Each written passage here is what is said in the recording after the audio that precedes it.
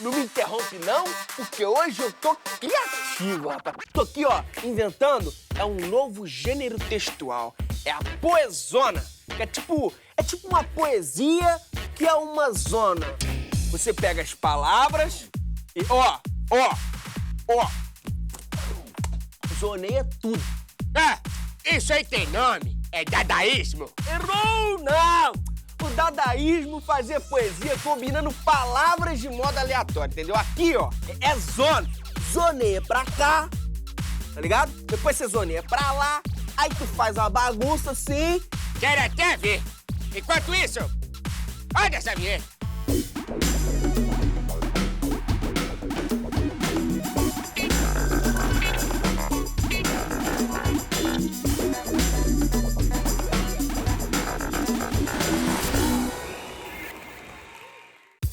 Minha gente, se crescer é necessário, estudar é preciso. Por isso, o foco hoje tá na língua portuguesa. E o nosso entrevistado, imagina só, nasceu na favela, não tinha computador, mas meteu as caras e escreveu. E aí que o seu primeiro livro já teve os direitos vendidos para 9 países e para o cinema. Ele é filho do protagonismo crescente das favelas, Giovanni Martins. Daqui a pouquinho, porque agora a gente conversa com a professora Dayana Mendes, por gentileza. Oi, Lândia, tudo bem? Você trouxe uma questão sobre modernismo. Sim. Por que esse movimento é tão importante? Bom, o modernismo é um movimento muito importante porque ele vai marcar uma fase de amadurecimento e de ruptura da literatura. Quando os escritores escreviam no Brasil, eles escreviam inspirados em modelos, em valores, num estilo que vinha da Europa. Né? Na frase aí que o Mário de Andrade vai usar para definir o próprio movimento, ele vai dizer que antes do modernismo existir na literatura brasileira, nós não éramos protagonistas. Nós nos preocupávamos em reproduzir valores que não necessariamente eram valores nossos. E o modernismo brasileiro, ele vai ser um período que vai proporcionar um momento de ruptura. Agora, nós não somos mais aqueles que copiam os valores dos outros países. Nós podemos, inventar, inovar e lançar uma literatura que tem uma cara muito mais de Brasil do que o que estava sendo feito até então. Isso é 1922, né, professora? Sim. A fase importante que marca o modernismo, a data importante, é 1922. É uma galera que saiu do Brasil, que deixou o Brasil, foi para a Europa. E lá na Europa, eles perceberam que a arte era uma arte muito mais, digamos assim, descolada, inovadora, enquanto aqui nós ainda estávamos fazendo poemas parnasianos, que lá na Europa não tinham mais esse espaço, essa visibilidade. Então, eles voltam para cá, tendo ali acesso aos movimentos de vanguarda, tendo acesso à arte impressionista, tendo acesso a outros movimentos da pintura, movimentos que vão transformar a arte, e eles vêm para cá cheios de ideias. Então, a galera que chega cheia de ideias e começa ali a arquitetar um plano. Houve um evento em São Paulo, que foi a exposição das obras da pintora Anita Malfatti, e essa exposição ela foi mal vista pela crítica, né? O Monteiro Lobato ele vai escrever um texto sobre isso, onde ele fala muito mal da obra dela. Os escritores da época chegam à conclusão de que a sociedade ali estava muito conservadora. Eles decidem se organizar e pensam aí numa data para expor a visão, para expor o conhecimento, o entendimento que eles tinham de arte. E essa data é 1922. Era o centenário da independência do Brasil. A ideia que eles vão defender é que, embora nós estivéssemos livres no sentido de que éramos o país, não éramos mais uma colônia, embora nós fôssemos independentes economicamente, né, e politicamente, a nossa arte ela ainda estava impregnada de valores que não eram nossos. Para os escritores modernistas dessa geração, 1922 é o período em que a gente vai declarar a independência cultural, a independência no campo das artes. Então, eles vão trazer toda uma arte de inovação que era diferente de tudo que era feito no Brasil e que vai ter também um viés. Embora seja uma arte mais debochada, uma arte, num primeiro momento, mais aventureira, também tem um caráter crítico. É um movimento importante para o Brasil. Depois dessa contextualização toda, bora pra questão? Bora pra questão.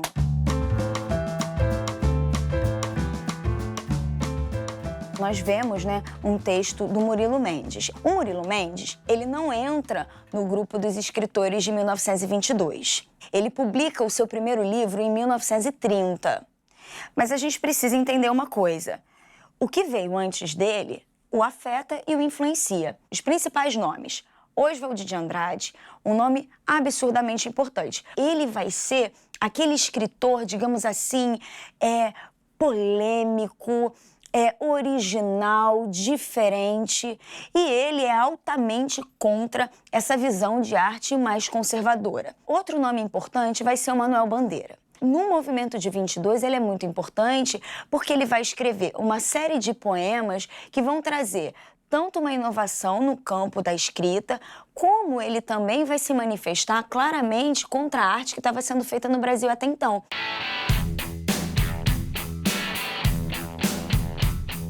E o Mário de Andrade, que vai escrever um dos livros mais importantes da nossa literatura, que é a história do Macunaíma, né? Que vai resgatar aí a ideia de índio, que vai mostrar um índio com mais cara de Brasil, um homem que muda de forma, né? Ele é índio, ele é negro e ele também é branco. Ele representa todos os três grupos que estavam ali na estrutura, né, da formação do povo brasileiro. Então, são escritores muito importantes. O Murilo Mendes, ele publica o seu livro em 1930. Cronologicamente, a gente divide o modernismo em três partes: 1922, 1930, 1945. A geração de 22 é uma geração mais engajada, mais aventureira, mais polêmica. A geração de 30 é uma geração mais preocupada com as questões sociais, até por conta do que estava acontecendo no mundo na época. A gente avança depois para a geração de 45, que pega o final da Segunda Guerra. Tá? Então a gente consegue perceber que, assim como o mundo estava se transformando, os escritores dessa época também vão escrever porque eles estão inseridos no mundo, eles fazem parte do mundo, eles não estão alheios ao que está acontecendo. E o Murilo Mendes, ele se encaixa perfeitamente nos escritores de 30? Não muito. Ele é considerado cronologicamente um escritor de 30, que sofreu influência dos escritores de 22, mas ele é um escritor autêntico. A principal marca do Murilo Mendes enquanto escritor é a influência que ele vai ter do surrealismo, do movimento surrealista. Surrealismo ali que você diz, Dalí... Salvador Dalí, Frida Kahlo. Surreal é isso, é fantástico, é estranho. Ele cria imagens estranhas nos textos. Mas nessa fase inicial, nesse primeiro momento, ele ainda está se descobrindo. Então, ele sofre influência do que foi feito antes. É importante a gente perceber uma coisa. Quando a gente publica um livro num ano, esse livro não foi escrito naquele ano. Eu precisei de um trabalho anterior. Os primeiros poemas do Murilo Mendes ele escreve em 1925. Então, é claro que ele foi influenciado pelo Oswald de Andrade, pelo Mário de Andrade, pelo Manuel Bandeira. Partiu questão? Vamos analisar a questão. 13 do Enem de 2017, prova azul. É muito importante a gente começar pelo enunciado da questão para a gente entender o que ela está pedindo. A obra de Murilo Mendes situa-se na fase inicial do modernismo. Detalhe importante, o enunciado da questão, ele coloca o Murilo Mendes como se fosse um escritor de 1922, mas nós falamos aqui, acabei de explicar isso, ele é um escritor cronologicamente que pertence à geração de 30, tá? Mas ele sofreu influência da geração de 22, cujas propostas estéticas transparecem no poema por um eu lírico que... O eu lírico é a voz que se manifesta, é aquele que se coloca, é a primeira pessoa. Eu vou olhar para o eu lírico para entender o que ele está fazendo. Começa com esse título super estranho, o farrista. Gente, farrista vem de farra, bagunça. Quando o almirante Cabral pôs as patas no Brasil, já há uma quebra de expectativa. Aqui ele já começa falando que o almirante Cabral, ele tem patas. Então ele já começa debochando, satirizando aí a imagem do descobrimento. O anjo da guarda dos índios estava passeando em Paris. Quando ele voltou de viagem, o holandês já estava aqui. O anjo respira alegre. Não faz mal. Isto é boa gente. Vou arejar outra vez. Arejar é vou viajar de novo. O anjo transpôs a barra. Diz adeus a Pernambuco. Faz barulho, vucu-vucu. Tal e qual o Zé Pelim. Mas deu um vento no anjo, ele perdeu a memória e não voltou nunca mais. ele está trabalhando aí com uma visão de descobrimento que é uma visão que quebra a nossa expectativa, que é diferente daquilo com o qual estamos habituados. A obra de Murilo Mendes situa-se na fase inicial do modernismo, cujas propostas estéticas transparecem no poema por um eu lírico que... Resposta letra B, então, né? Isso, a resposta é letra B. Remonta ao colonialismo, assente sob um viés iconoclasta. Iconoclasta, sei nem o que é isso. Difícil, essa palavra é difícil. Iconoclasta tem a ver com símbolo, tem a ver com representações, ícones. Quando ele remonta aí ao colonialismo, é voltar para a época da colônia. Então, eu estou pensando no período da colônia, estou pensando num período do descobrimento, de tudo que a gente aprendeu, né, como valores e ideais da época, sob um viés que vai desconstruir a ideia de ícones, a ideia de símbolos. Ele vai trabalhar com a desconstrução. Era necessário saber o significado de iconoclasta? Vamos tentar resolver por eliminação para mostrar até como o aluno vai passar lá no dia quando ele der de cara com uma palavra que ele não conhece. Vou começar pela letra E. Promove inovações no repertório linguístico. Linguístico é palavra.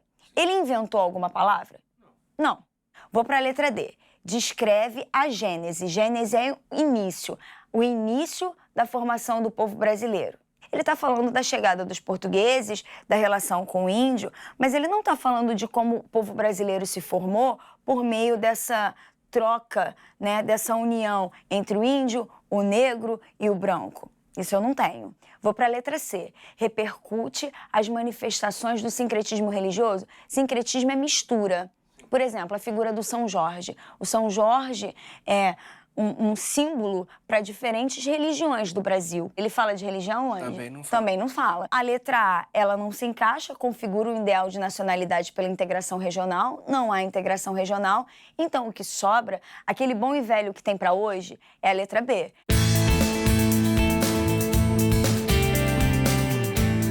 Aproveita e dá uma dica para aquela galera que às vezes tem medo de tirar uma dúvida com o professor. Você não precisa falar com o seu professor na frente da turma inteira. Você pode esperar o horário dos seus colegas saírem e tirar uma dúvida. Não existe dúvida idiota. Idiota é a gente não ter coragem para fazer uma pergunta. Professora, muitíssimo obrigado Eu que mesmo pela agradeço presença. a vocês pela oportunidade. Muito obrigada e até a próxima. Ele nasceu na favela, trabalhava na praia, não tinha computador, mas tinha uma coisa, a determinação de escrever. Hoje tem um livro publicado e, ó, vai virar filme, hein? Então chega mais, Giovanni Martins, beleza? Seja bem-vindo. Como é que foi seu caminho, seu percurso até publicar o seu livro? Eu comecei a escrever muito cedo, por gostar de ler desde sempre, então ler e escrever foi sempre um movimento meio natural para mim. Até que em 2013 eu participei da FLUP pela primeira vez, a Feira Literária das Periferias, e fui publicado pela primeira vez em 2013, publiquei 3 contos no livro da FLUP. A partir daí eu continuei trabalhando escrevendo na FLUP, depois participei de uma revista chamada Setor X. Aí em 2015 eu fui para a Flip falar sobre essa revista e saí de lá com a sensação de que tinha rolado uma oportunidade ali de eu me inserir no mercado editorial, porque muita gente se interessou pelo que eu podia estar fazendo, mas eu não tinha nada pronto. E daí eu saí dali com a determinação de fazer um livro, para na próxima oportunidade ter alguma coisa. E foi nesse período que eu comecei a escrever esse meu primeiro livro, Só na Cabeça. E esse livro é sobre o quê? São 13 contos, eles se passam em vários lugares do Rio de Janeiro, vários bairros, várias favelas. É difícil dizer sobre o que fala um livro com tantas histórias assim, tão distintas, mas se tem alguma coisa que amarra elas, é isso, né? Mais do que a favela, mais do que a periferia, é a humanidade dos personagens, o afeto ou o medo, qualquer coisa. Eu acho que esses sentimentos eles estão ali bem amarrando essas histórias. Qual foi a sensação de ter um livro impresso nas livrarias? Foi muito emocionante, assim, eu tava já muito nervoso em virtude dessa repercussão toda, vendendo o livro para vários países e tal. Mas quando o livro chegou na minha casa, eu acalmei bastante, porque eu vi aquela coisa pronta ali, aquele trabalho de tanto tempo, assim, sendo materializado, exatamente. A primeira livraria que eu fui ver o livro foi na livraria que eu ia sempre na infância. E aí eu sempre ia para aquela livraria e quando eu sabia que, no dia que ele saiu na livraria, eu falei, pô, o primeiro lugar que eu quero ver é lá. E fui para lá, assim, foi um momento bem emocionante. Agora, voltando um pouquinho, você disse que o seu amor pela escrita vem do seu amor pela leitura. Exato. Mas de onde veio o amor pela leitura?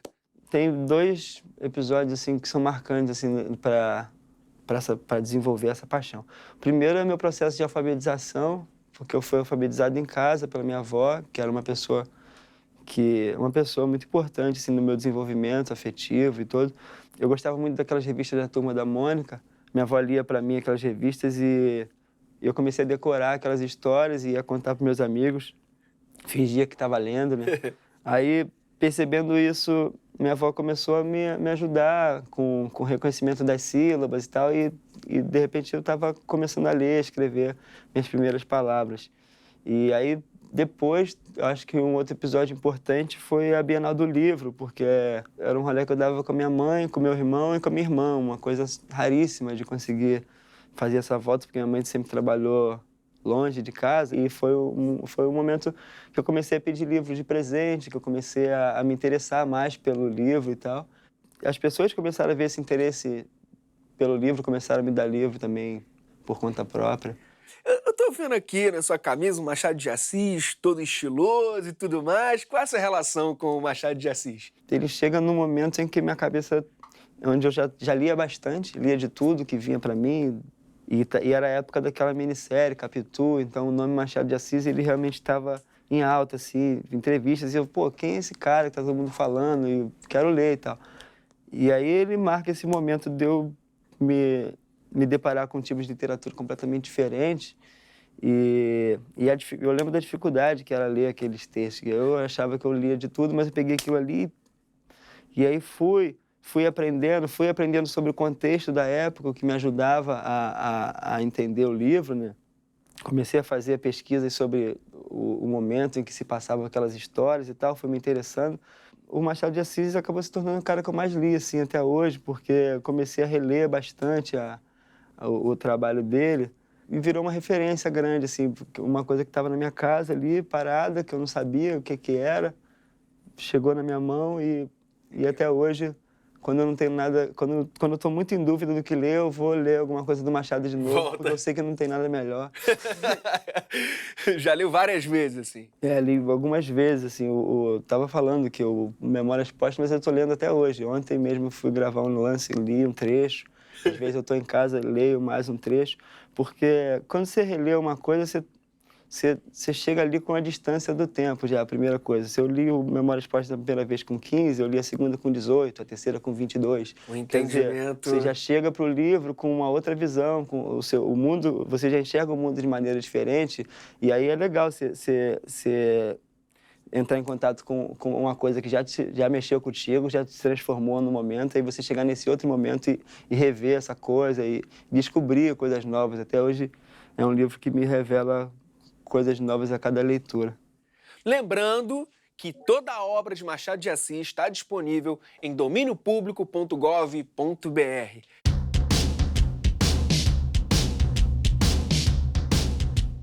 Mas vem cá, cara, tem um lance de uma máquina de escrever, eu fiquei curioso sobre isso, conta pra gente. Parece uma história muito romântica, né? Escrever na máquina e tal, mas o lance foi a necessidade mesmo. Eu tinha ido morar com a minha mãe no final de 2015, já estava uns 6 ou 7 anos morando sozinho. Aí quando eu saí da Flip, eu estava desempregado e em vez de arrumar outro emprego, eu fui falar com a minha mãe, pô, mãe, quero escrever um livro e tal, a senhora pode deixar eu ficar na tua casa? Porque eu quero me dedicar só a ele e tal. Ela topou, eu fui morar na casa dela, comecei a escrever um livro, que nem é esse livro que está saindo agora, uma outra história. E aí o livro já não estava andando muito da forma que eu imaginava, e aí nesse meio tempo meu computador quebrou. Aí bateu aquele desânimo assim, né, grande, de pô, a ideia já não está fluindo tanto, o computador quebra. Eu comecei a reavaliar essa possibilidade de fazer um livro naquele momento. Aí teve um dia que minha mãe chegou em casa, assim, num sábado, com uma máquina de escrever e me deu. Falou assim, não, isso aqui é para você continuar escrevendo e tal. E aí me deu uma força, assim, ver ela acreditando e buscando uma alternativa ali. Larguei aquele livro, comecei a escrever os contos que saíram nesse livro, assim, primeiro como necessidade, era o único jeito que eu tinha para escrever. E aí, com o tempo, isso acabou se tornando um método de trabalho, na verdade, né? E tem vantagem nesse método? Tem. A vantagem é de você Primeiro, a obrigação de reescrever sempre, assim, né? Isso acaba te levando para um lugar de cuidado com a palavra, com a pontuação, com tudo, assim, muito maior. Então, eu fazia e faço até hoje. Escrevo primeiro à mão, monto uma estrutura do que pode ser a história, e aí, quando eu já tenho alguma coisa, eu vou para a máquina de escrever e começo a escrever. Só que se eu faço alguma coisa que eu não gosto tanto, que eu acho que não cabe ali, eu não tiro a folha, eu só desço a folha e escrevo de novo, assim. Aí eu vou reescrevendo até eu achar que aquele parágrafo foi. Quando eu tenho isso, aí eu tiro aquela folha, coloco outra folha, reescrevo aquele parágrafo, aí isso já está sujeito a ter alguma alteração nesse processo de reescrita. Então, é uma coisa que me obrigou a ficar sempre reescrevendo as histórias e melhorou muito a qualidade dos meus textos. Assim, o conto que abre o livro, o Rolezinho, por exemplo, eu lembro que a primeira frase do conto, eu tentei umas 10, 15 diferentes. Hoje eu tenho, assim, os originais, né, na minha casa e fico olhando, assim, e aí você vê que você tentava uma coisa, tentava outra, e hoje eu vejo como eu fiz para amarrar todas essas ideias e sair o resultado possível. Então, a máquina, além de ter esse lance de te obrigar a reescrever sempre, ela também te dá isso de ficar com as tentativas, né? Saber o que você tentou, como é que foi aqueles caminhos ali, que acaba sendo um exercício bacana você entender seu próprio processo, né, de trabalho.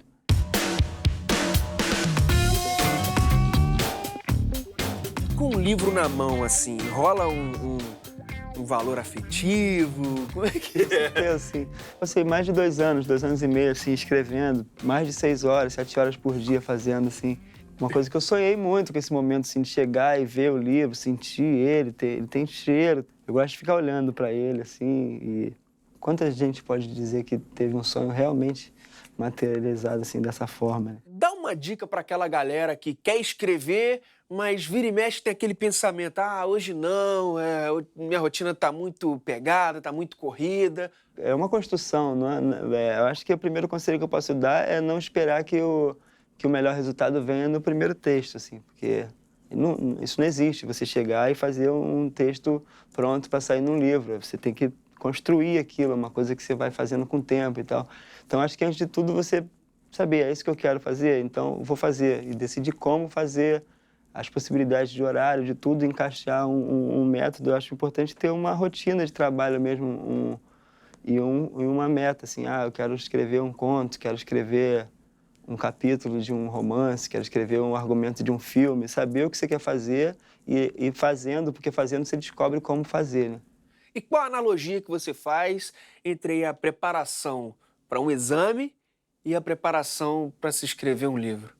Eu acho que as duas elas vão para o mesmo lugar, né? Que é você buscar o conhecimento, que é uma coisa que transcende, na verdade, o exame ou a preparação do livro. O conhecimento é uma coisa que você vai levar para o resto da vida e que vai estar ali somando na sua percepção de mundo e te ajudando a viver, assim. Então, é bom saber e pensar junto, porque cada um tem um campo de pesquisa diferente, um campo de interesses diferente, então é bom você se aprofundar no seu campo e poder trocar com pessoas de outro, assim, e ter o que dizer e saber ouvir também.